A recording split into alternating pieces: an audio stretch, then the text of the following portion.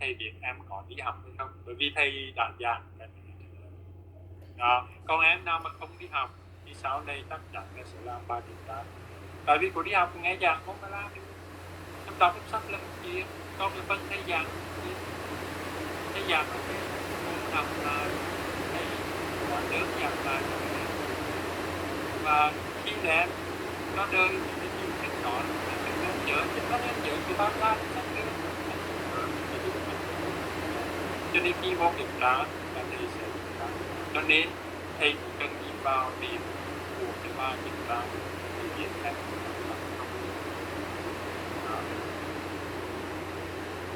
bây giờ điểm sáng vẫn còn tiếp theo là về đi cái tài sản là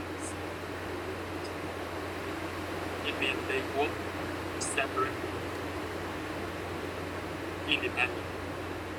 Nếu như em qua ở bên Mỹ, thủ đô Washington DC thì có một cái nơi người ta gọi là The Capitol, đó tức là cái quốc hội của Mỹ làm việc ở đó.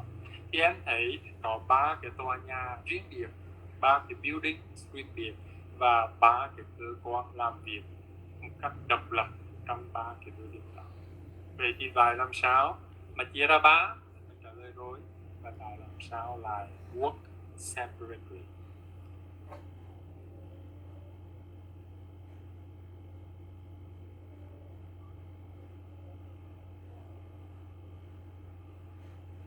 Who can tell me why the 3 branches must be separate?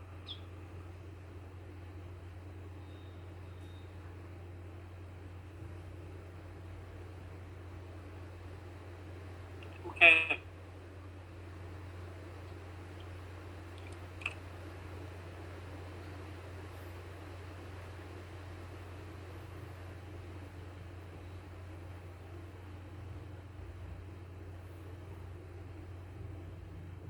Why? Why separate?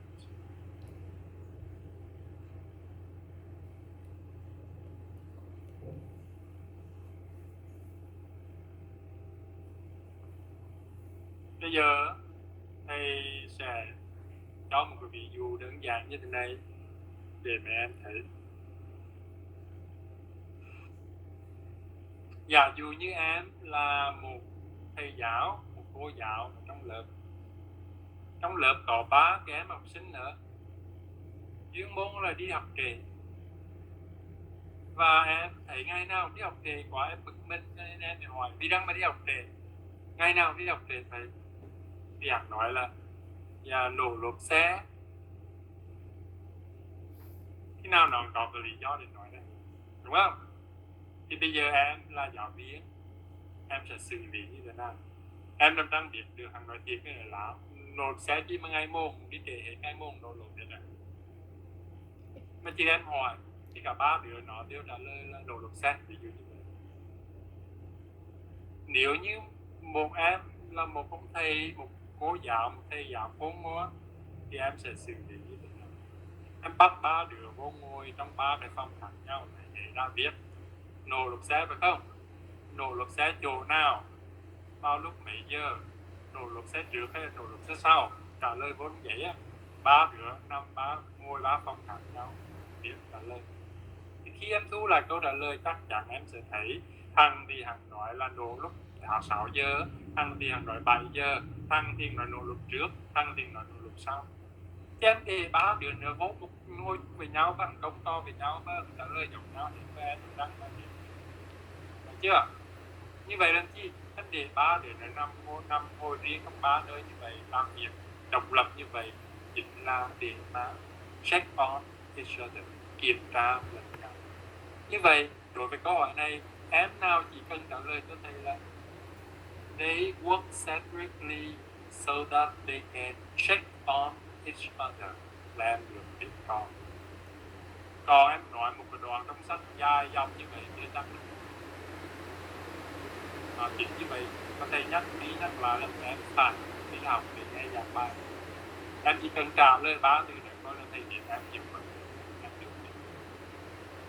Thế còn em nói một đoạn dài trong sách mặc dù nó liên quan là nó không trực tiếp đến câu hỏi của sách.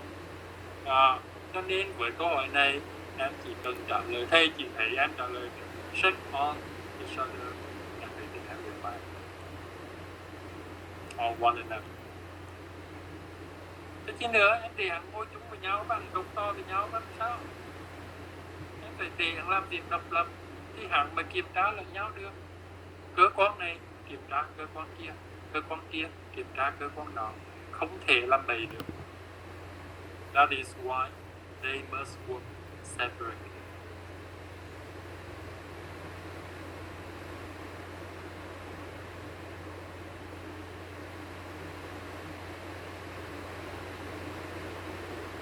How do they check on each other? The three branches check on each other using a tool, một cái công cụ mà người ta đặt tên là checks and balances.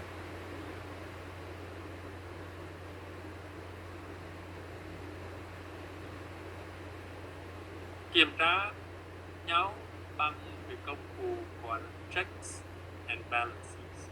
You can see the word check here, you can see the word balance. Bây giờ, giờ thầy nói nhiều rồi. Bây giờ em tìm cho thầy trong sách, em chỉ ra phần nào, đoạn nào minh họa cho cái việc kiểm tra lần nhau như thế này. Em chỉ cần nói cho thầy cái phần, cái đoạn nào.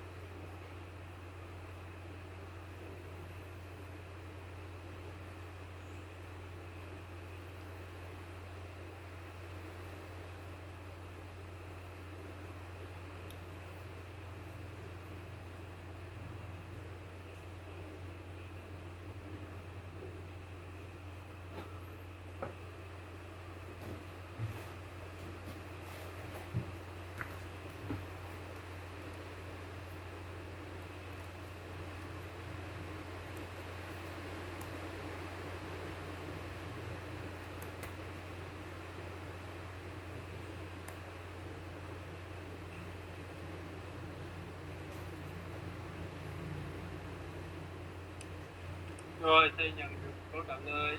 Không phải.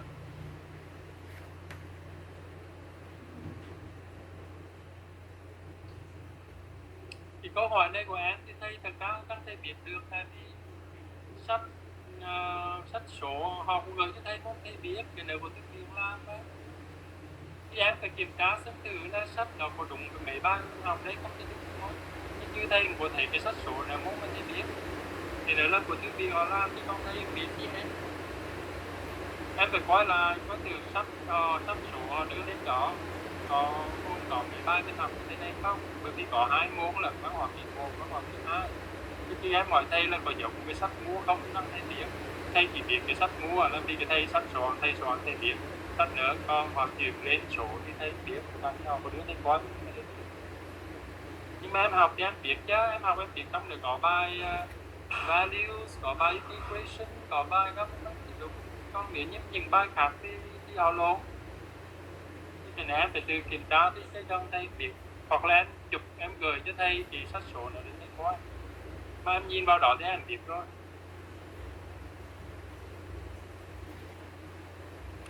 Okay, who can answer my question?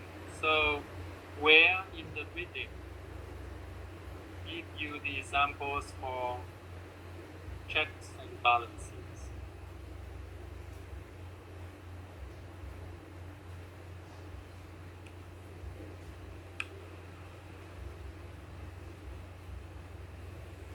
Thật ra câu hỏi này thầy chỉ hỏi em chỉ cho thầy chỗ nào thôi, thì thật ra thì nó cũng khó. Nếu như thầy không giải thích thì có thể nó không khó. Bây giờ thầy còn nhận được câu trả lời ở đây. If any one of the three branches start to abuse its power, the other may try together to stop it. Cái này thầy mới nói cái này rồi.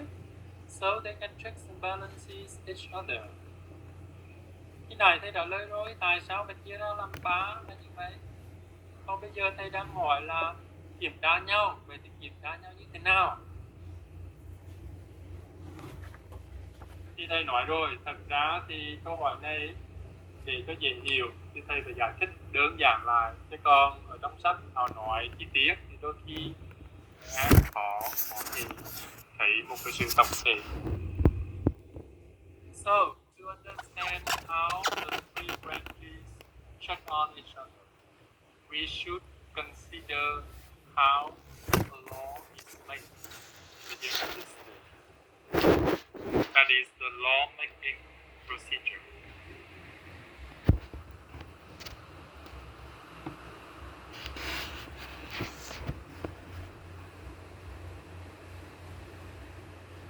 How a law is made. So you should know that at the beginning, we don't call it a law, but we call it a bill. Tức là đi dự thảo luật, lúc là chưa có được thảo luận, chưa có được bỏ phiếu, cho nên người ta chưa dùng cái từ law được. Lúc đó người ta chỉ dùng dự thảo luật thôi. Thì trong tiếng Anh ta gọi là bill. So, the bill is a suggestion, an idea, suggestion. And first of all, the bill is discussed in the House of Representatives first. After debating or discussing, the House of Representatives gives it a vote, tức là bỏ phiếu. If the majority of the people in the House of Representatives agree with the bill, and then the bill is sent to the Senate. And in the Senate, the bill is discussed and debated again, and the Senate will give it a vote the second time. If the majority of the senators in the Senate agree with the bill, and the bill is sent to the President, and the President reads the bill, and he can agree with the bill, or he can disagree with the bill. In this case, we say he vetoes the bill. Veto có nghĩa là phủ quyết, tức là ông tổng thống ông không đồng ý với cái bill đó, có nghĩa là ông không ký. Như vậy có nghĩa là ông veto cái bill đó. Như vậy ngang đấy là cơ quan nào đang kiểm tra cơ quan nào?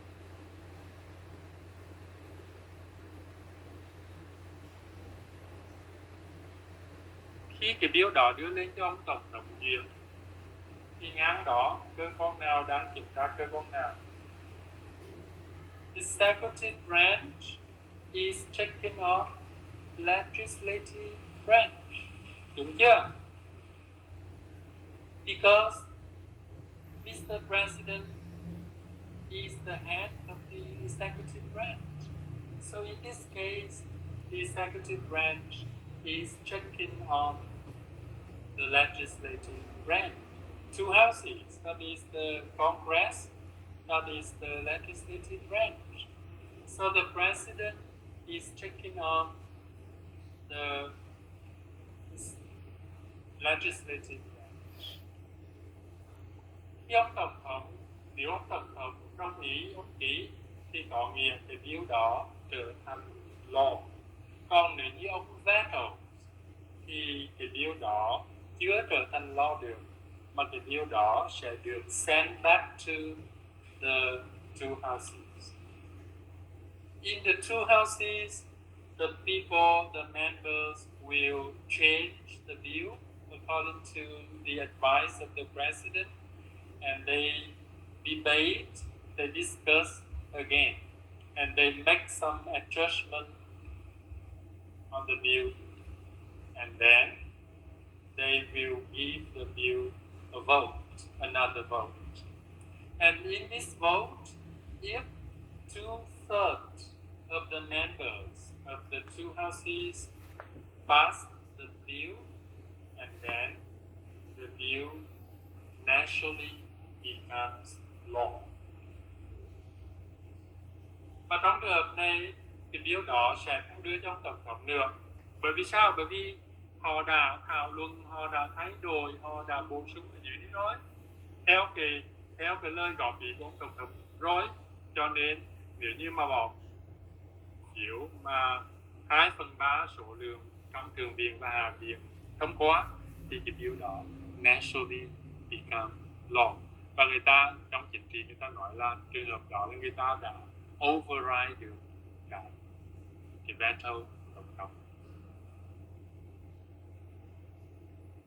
Như vậy, when the two houses pass the bill, and then the bill becomes law, and at this moment, who or what is checking on what? So, at this moment, we can say, in this case, the legislative branch is checking on the executive branch, headed by the president. Đúng chưa? Ngang đó là cơ quan hành lập pháp đang kiểm tra ngược lại cơ quan hành pháp. Kiểm tra theo kinh nghiệm như vậy đó, tức là họ đã thay đổi bổ sung thảo luận, họ bỏ phiếu lại, và nếu như 2/3 số người đồng ý thì họ trở thành điều đó trở thành law. Như vậy họ đã đang kiểm tra ngược lại cơ quan hành pháp. How about the judicial branch? Bây giờ tư pháp thì sẽ làm cái gì? The judicial branch will read the bill, consider the bill whether it is constitutional or not. Có nghĩa là xem có thử cái bill đó, mặc dù thượng viện và hạ viện thông qua rồi đó, nhưng mà họ phải coi thử là có phù hợp với hiến pháp hay không. Có nghĩa là có constitutional hay không. Còn nếu như cái bill đó vi phạm hiến pháp, người ta gọi là vi hiến, thì họ sẽ có ý kiến. Như vậy em thấy ba cái cơ quan này kiểm tra lẫn nhau cách hài hòa như vậy. Và đó là cái lý do vì sao mà họ phải làm việc độc lập, so that they can check on one another.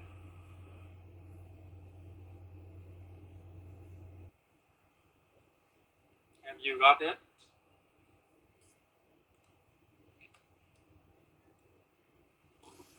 Now, in the book, you see the following sentences. Observers from other countries are often confused by the American system. The national government may seem to speak with two conflicting voices, that of the president and that of Congress. Or below, you can also see the American system of divided governmental power strikes many observers as ineffective and even disorganized. It means some foreigners or observers from other countries find this very surprising, because sometimes in America they see that the national government speak with two conflicting seats. Đôi khi cái nhà nước Mỹ lại có cái phát biểu mà lại có hai cái tiếng nói, mà hai cái tiếng nói đó đôi khi là xung đột lẫn nhau. Đó là tiếng nói của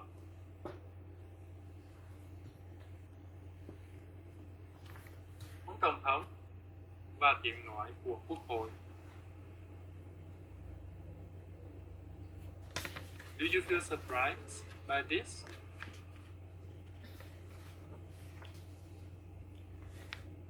The government should have a consistent voice. Why here? They say that sometimes the national government has two voices. They speak with two voices, and these two voices sometimes are conflicted. Why? That is very strange. That is very surprising to the foreigners or the foreign observers from other countries. Who can explain this?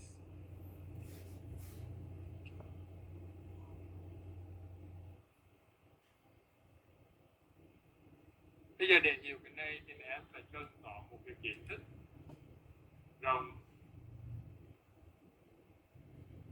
về cái politics in the United States. Nếu như mẹ em nhớ thì mẹ em thấy khi mà ông Tổng thống Bill Clinton được bầu làm Tổng thống, thì khi mà ông lên làm Tổng thống là vào cái thời điểm đó là trong Quốc hội có rất nhiều người mà lúc đó là đa số trong Quốc hội lại belong to the Republic Party. Why? Bill Clinton belongs to Democratic Party. So you can see a president who manage a Congress, but in the Congress there are many people who belong to the opposite party. That is very surprising to people in other countries. But in America, that is normal. It means in the government, there are people from different parties. You know that in the United States, there are many parties. The two main parties are Republican Party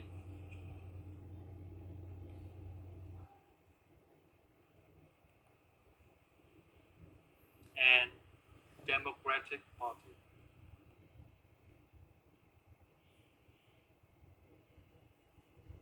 Ở đây có một cái sự khác biệt.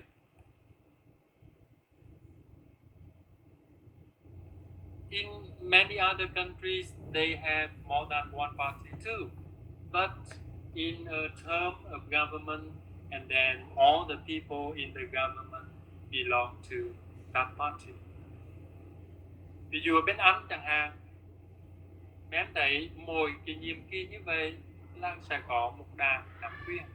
Ví dụ năm nay đảng Lao động thắng cử thì đảng Lao động nắm quyền, năm khác đảng Bảo thủ thắng thì đảng Bảo thủ nắm quyền. Như vậy trong Quốc hội chỉ có những người belong to the same party.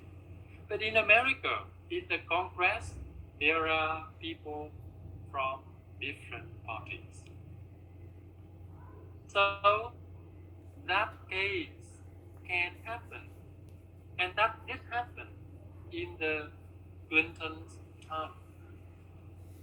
Đương nhiên, nó không phải khi nào cũng vậy, nó có thể xảy ra vào cái thời điểm này mà không xảy ra vào thời điểm khác, bởi vì do cái cuộc bầu cử, các cái cuộc bầu cử của Thượng viện và Hạ viện. Thì có cái lúc em lên làm tổng thống, nhưng trong lúc đó, vào cái thời điểm đó là trong Thượng viện đa số là đang thuộc đảng đối nghịch với em cũng có. Nếu mà em may mắn thì lúc đó cái đảng của em thắng trong cái cuộc bầu cử Thượng viện thì khỏe, nhưng mà vẫn có những moments mà trong đó sẽ đa số chiếm được cái Thượng viện hay là Hạ viện mà lại thuộc cái opposite party. But American people think that is normal. They want in the government to have different parties so that they can check each other, so that they can argue with each other and they can check with each other. But for some foreigners, maybe they think it is disorganized, or they think it is this is not effective. But in America, that is normal, and American people still support a government like that because they think there should be different parties in the government so that they can check on each other, supervise each other.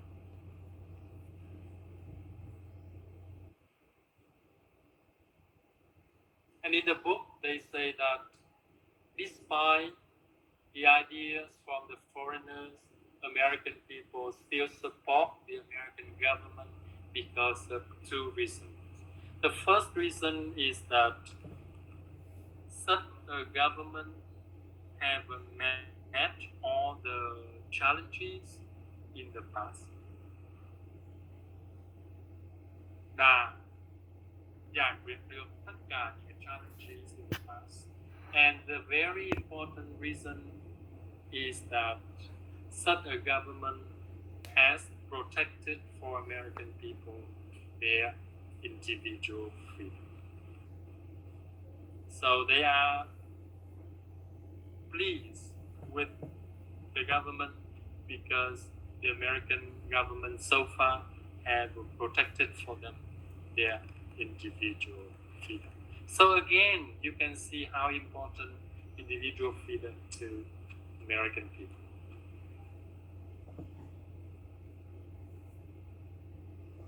Cho nên cho dù ai nghĩ như thế nào, nhưng mà American people vẫn hài lòng với cái hình thức như thế.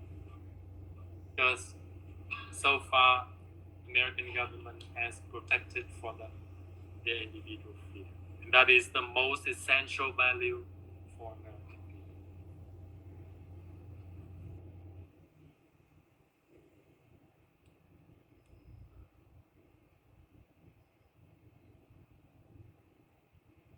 So you can see that in America, you shouldn't think that the president is the head of the country and he can do whatever he wants. No, he is just the head of the executive branch only. Whatever he does, he has to ask for permission from other branches too. Because in theory, he is just the head of the executive branch only. But they still have legislative branch, they still have judicial branch. The president is not the person who holds all the power in hand. He has to consult with other branches before he wants to do something, before he makes a decision.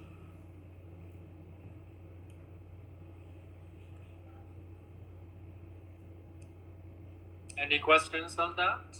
We nearly finished.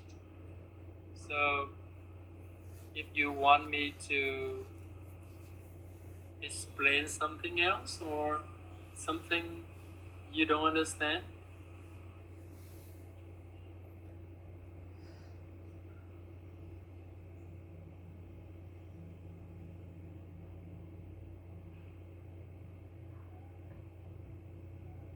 okay, if you have no questions, and then we just have one small thing, and then we can finish. That is the Bill of Rights.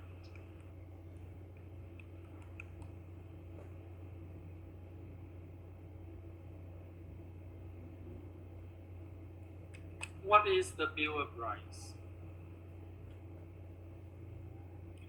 In order to understand the Bill of Rights, you should make yourself familiar with the word amendment. Amendment, tiếng Việt mình có thể gọi là những cái điều luật, những cái đạo luật bổ sung. So, besides the Constitution, besides the law, the United States, American people have Bill of Rights too. What is the Bill of Rights? The Bill of Rights is the first 10 amendments in the history of the United States. The first 10 amendments. All these 10 amendments are about rights. Those amendments ensure for American people their rights. For example, American people are given the freedom of speech, the freedom of religion, and some other rights. So all these 10 amendments make sure for American people of their rights.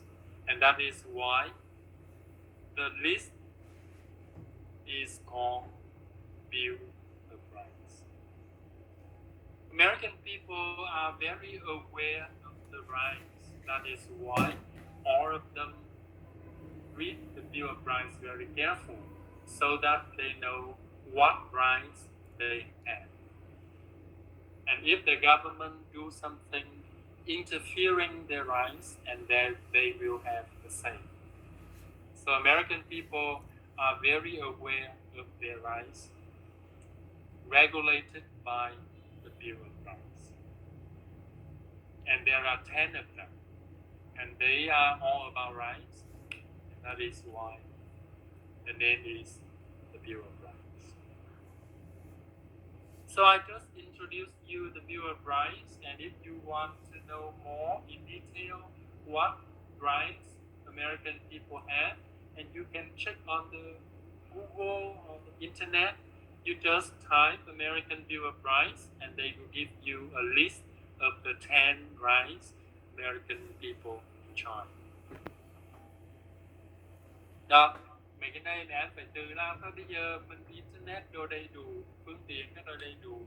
Nếu em muốn biết cụ thể những cái rights nào người Mỹ có, thì em chỉ cần gõ Bill of Rights America thì nó sẽ ra cái danh sách 10 cái rights người Mỹ có. Và người Mỹ nắm rất vững những cái rights này để mà keep an eye on the government. If the government abuse their power, and then people can have a say. And all these rights are mentioned in the Bill of Rights. Rồi, như vậy là thầy vừa mới giảng xong cái bài này. Bài này chúng ta chỉ focus vào cái organization thôi, cho nên chúng ta chỉ nói ngang đó. And if you have any questions or you have any ideas,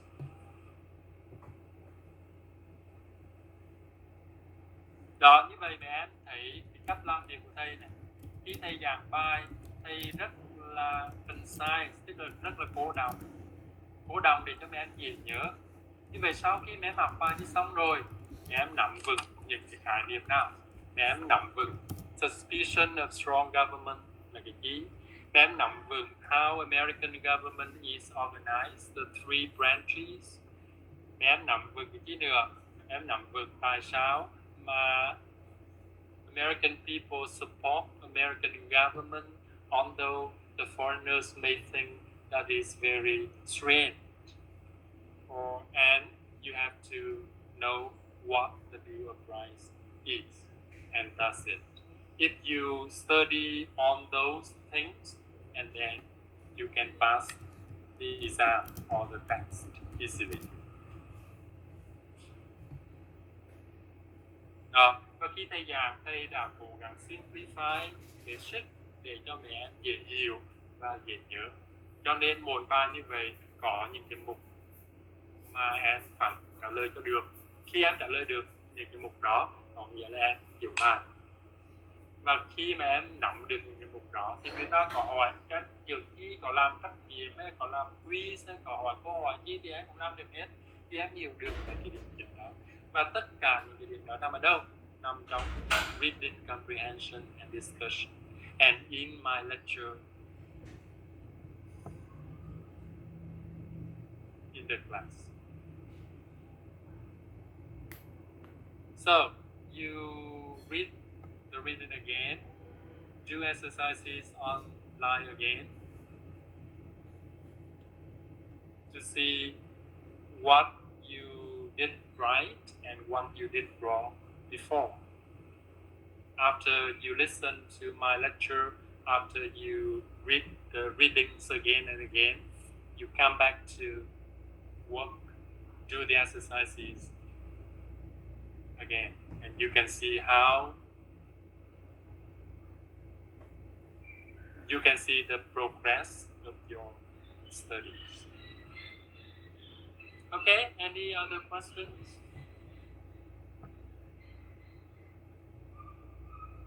Rồi về bài kiểm tra thì như thế này, thông thường á, từ xưa đến nay á, là thầy mặc dù là gọi là midterm nhưng mà thường thường thầy cho bé học hết tất cả các bài rồi làm bài kiểm tra rồi bên nghỉ sau đó thi để thầy kiểm tra, để đó là một cách để bé ôn tập bài.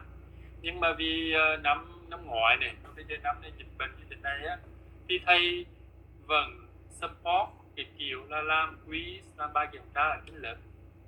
Thầy vẫn thích cái kiểu đó hơn, nhưng mà vì tình hình bây giờ mình chưa đi học được, cho nên là thầy với là tình hình dịch như thế này thì thầy cũng biết tương lai như thế nào mình biết trước được. Cho nên nếu như mà lỡ khi mai mốt mà dịch giảm họ cho mình đi học lại thì thầy sẽ cho mẹ em làm bài kiểm tra liền, chứ không có đợi đến cuối học kỳ giống như trước đây được. Và khi cuối học kỳ dịch lại cái không ra, cho nên là mình gặp nhau được khi nào mình làm liền. Còn nếu như mà năm nay mình dịch bệnh mà kéo dài mà mình không thể gặp nhau trên lớp được thì mình sẽ làm online, làm cách khác. Chứ bây giờ mình biết trước được để nói cái chi trước hết.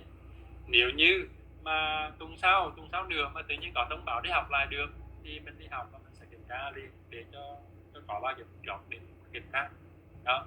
Thế còn thông thường thì thầy hay cho làm cuối học kỳ thầy làm, nhưng mà vì tình hình dịch bệnh thì phức tạp đó. Thì năm ngoái mấy nhóm mà còn nhóm làm được bài kiểm tra rồi cho nên khỏe, còn những nhóm kia không chưa kịp làm bài kiểm tra cho nên sau đó phải làm online, mà làm online thì phức lắm.